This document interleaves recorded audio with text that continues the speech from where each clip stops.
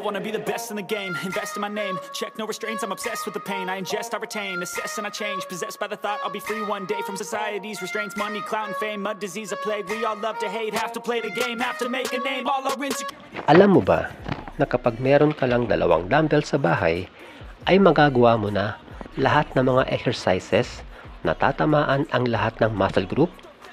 Ibig sabihin, sa pamamagitan lang ng 2 dumbbells, ay matitrain mo na ang chest, back, legs, shoulder, biceps at triceps.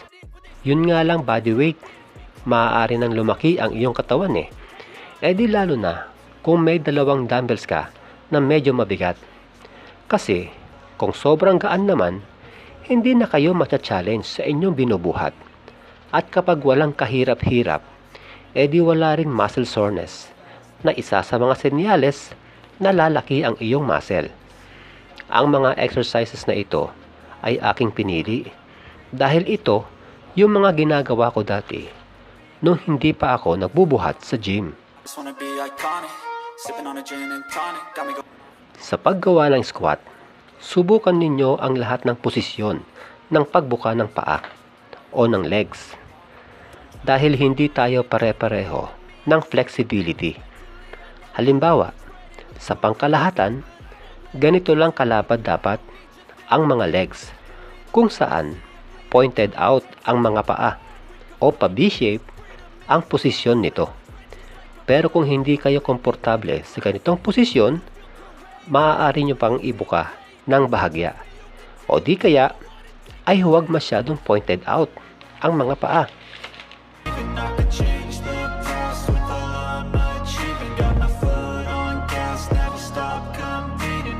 Kapag nakuha nyo na yung posisyon ng pagbuka, hawakan ng dumbbell ng ganito. I-arco ang lower back, chest out, habang ibinababa ang katawan. Sa pagbaba, kung hindi pa kayang isagad sa baba, maaaring partial muna o hindi gaanong pagbaba. Sa katagalan, maibababa nyo rin yan ng sagad. Dahil sa full range of motion, mas natatamaan na ang ating mga quads. Ang sumo deadlift ay magandang exercise para sa ating hamstring o likurang bahagi ng ating hita. Tinawag itong sumo dahil siguro sa lawak ng pagbuka ng hita na animoy mga sumo wrestler. Muli, tiyakin dito ang pag-usli ng puwetan, lalo na sa pababang direksyon. Tinatamaan din ito ang ating glutes o magandang pampatambok din ito ng ating puwet.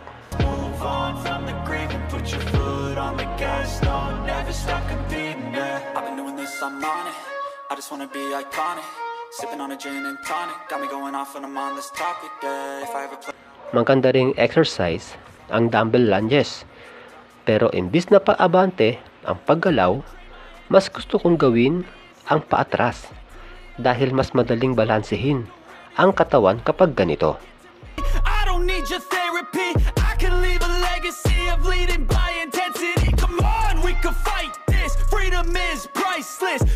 Sa pagbaba, hindi gaanong ibinababa ang weights dito. At sa pag-angat, pansinin na itinutuwid ang katawan kasabay ng pag-atras ng mga balikat upang mapiga ang ating back.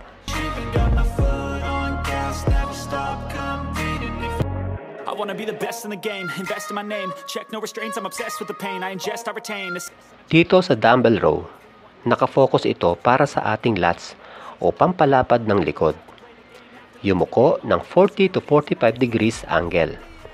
Sa pagbaba ng weights, huwag itong masyadong ilalayo sa katawan. At sa pag-angat, gamit ang siko sa paghatak, isagad ito hanggang sa mapiga ang lats. Dito sa reverse fly, imbes na rear delts ang matarget, upper back ang patatamaan natin dito. Mula sa 45 degrees angle ng pagyuko na ginawa natin sa dumbbell row kanina, itaas ito ng bahagya. Pansinin na pabuka ang paghatak dito.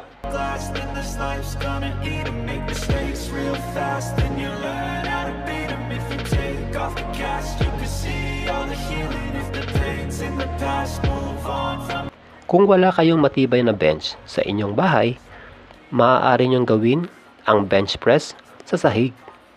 Ang kagandahan kasi dito, magiging guide mo yung sahig dahil sa sandaling sumayad na ang iyong mga siko dito, hudyat ito upang iangat mo na ang weights.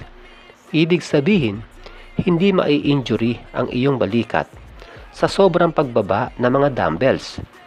Subalit, kung nakukulangan kayo sa pag-stretch ng inyong dibdib, kumuha ng anumang bagay na maaari nyong higaan na magpapaangat ng inyong dibdib.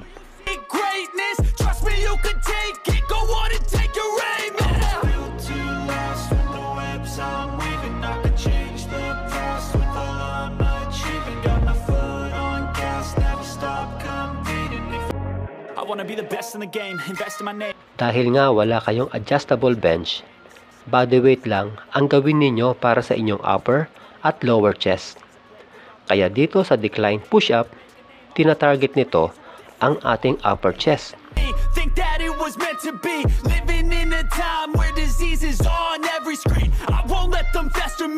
At para naman sa ating lower chest, incline push-up ang gawin. Kahit hindi sa bangko nyo gawin ito, basta ganito kataas ang inyong papatungan. Ang pinakasikreto sa mga bench presses, flat, incline o decline man yan, at maging dito sa mga push-ups, huwag ninyong ibubuka ng gusto ang inyong mga siko o hindi dapat ito nakalevel sa inyong balikat. Sa halip, ibaba ng bahagya kung saan nakatapat ito sa ating nipple.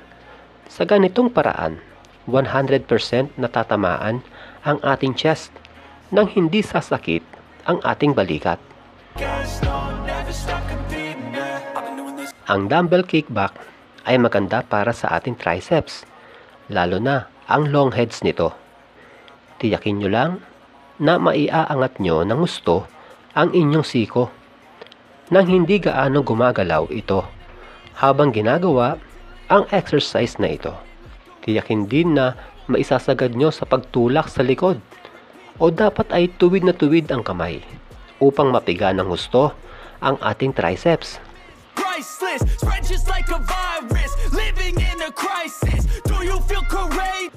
Dito sa seated dumbbell extension, maaari nyong gawin ito ng isang kamay kung kaya ang bigat. Pero kung masyadong mabigat pa yung dumbbell nyo, maaaring dalawang kamay ang gamitin. Dito dapat huwag nyong ilalayo ang siko sa gilid ng inyong ulo. Dapat ilapit ito sa ulo upang mabinat ng gusto ang ating triceps.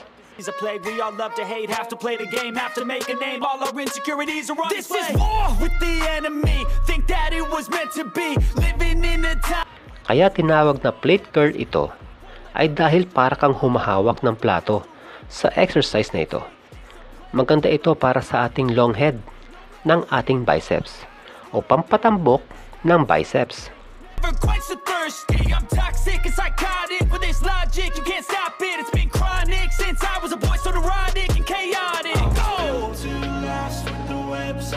Dito sa standing dumbbell curl, ipwesto ang mga kamay sa unahan ng ating katawan.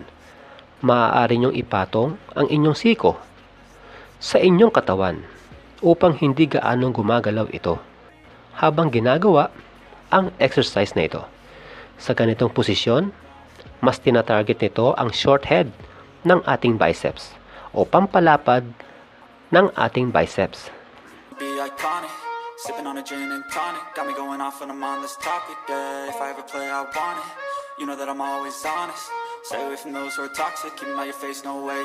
Sa shoulder, unahin gawin ang parte ng balikat na mahirap palakihin. Ito ay ang real delts o bandang likuran ng ating balikat. Hindi naman kinakailangan na yukong-yuko. 60 to 70 degrees angle ay pwede na. At ang mahalaga dito, bukod sa pabuka ang paghatak, dapat ay iangat din ang mga siko o dalhin sa bandang unahan ang mga dumbbells. Dahil kapag ibinaba ang mga siko, sa upper back na nakafocus yan. wanna be the best in the game, invest in my name, check no restraints, I'm obsessed with the pain. Sa dumbbell side raise, tiyakin ninyo na hindi lalagpas ang level ng inyong mga kamay sa inyong siko. Maaaring pantay o mas mababa pa sa siko. Dahil kapag lagpas na sa siko sa pag-angat, tumutulong na ang forearm. Dahilan upang nababawasan ang muscle pump ng ating middle delts. Mercy, all I got is working, never stop searching, never quite so thirsty. I'm toxic and psychotic with this logic, you can't stop it, it's been chronic since I was a... Para naman sa ating front delts, gawin ang dumbbell front raise. Sa biglang tingin, animoy tuwid na tuwid ang aking mga kamay dito. Pero hindi. Dahil hindi nakalak dapat ang mga siko at hindi na rin kailangan na itaas ng husto ang mga kamay.